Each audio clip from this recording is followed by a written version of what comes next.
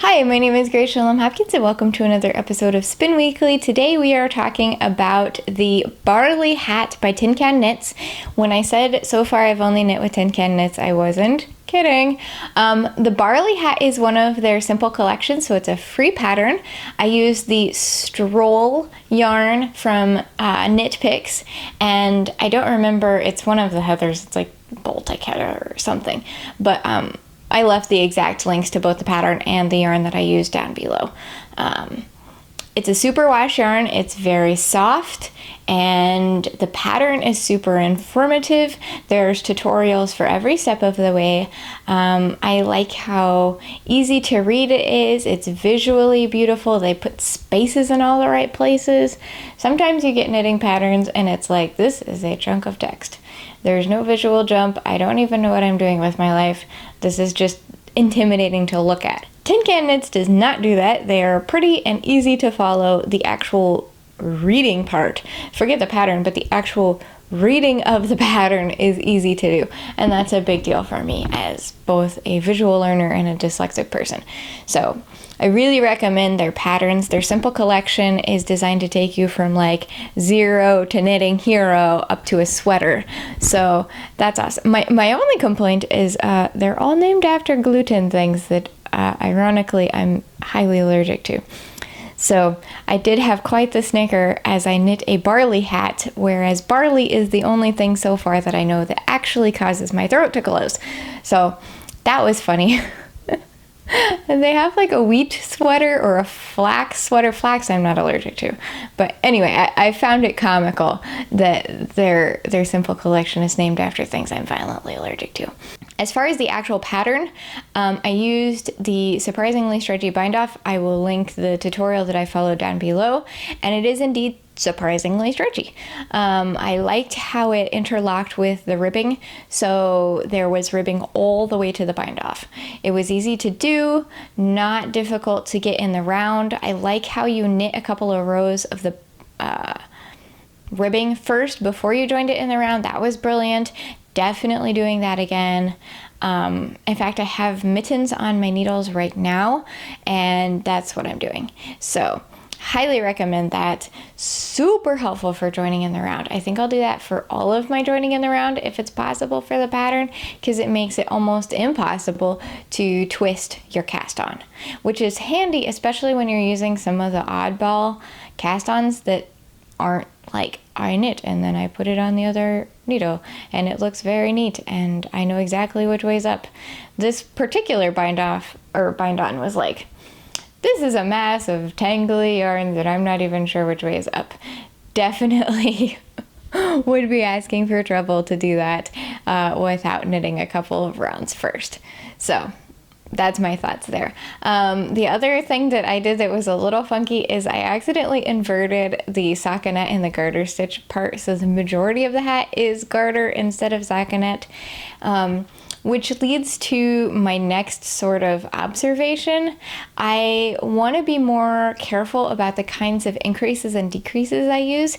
Because I inverted the two types of stitches, one side had a really beautiful sloping decrease ridge. It was lovely. And the other side was like because it was the pearls from the garter stitch rather than the smooth stockinette. So in the future, as I become more knowledgeable, I'll be able to quickly course correct and be like, this is not the right decrease for this situation. Because if you go on Pinterest, you can, ow, I'm sitting on my microphone. If you go on Pinterest, you can find their little like hourglass shaped swatches, and they have all the different types of increases and decreases for left and right, and you can see how they look. So do that. If you're just blindly following the increases and decreases in a pattern and it's not looking the way you want it to, you have power. You could just go look up different kinds of increases and decreases, things that I didn't know until I figured it out. So that's my next hot tip. Yeah, the other thing that I had trouble with was I didn't have a long enough circular needle to do a magic loop, and I didn't have a short enough one to do it easily, and I didn't have double pointed needles. So I ended up knitting the last several rounds on 2 different sized circular needles, and that was a pain in my bum. Don't recommend. But my husband said don't buy any more hardware until Christmas because he bought me interchangeable needles, which I didn't know. But so yeah, don't get the wrong needle lengths for the project. Needle lengths on your circulars matter, ladies and gentlemen. So there you go. Yeah, so I've included some photos of the hat. He loves it. He wears it almost every time he goes out of the house. And if he's not wearing it, usually I steal it. It looks great on both of us. Oh, I blocked it over some plastic bags to give it a nice shape. And I used the unicorn fiber rinse to really bring out the shine.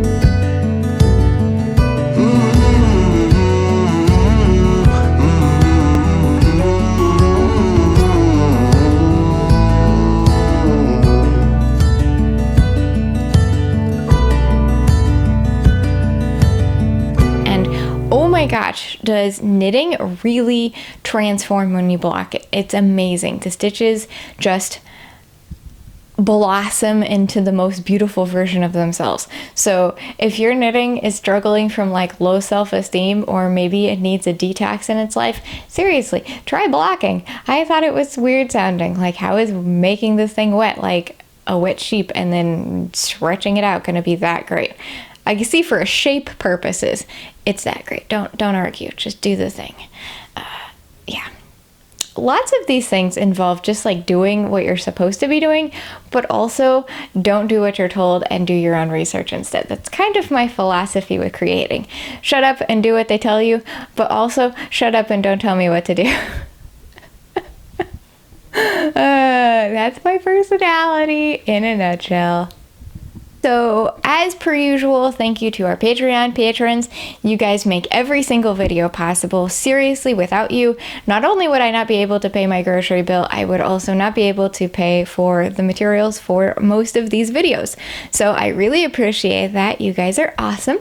If you would like to join the Patreon patrons, we use the communism method. Everybody gets the same perks regardless of the price that you pay per month. So check that out, and I will see you next time. Hit the subscribe button if you enjoyed, hit the like button if you enjoyed, and I will still see you next time. That was not a smooth sign off, but you love me anyway.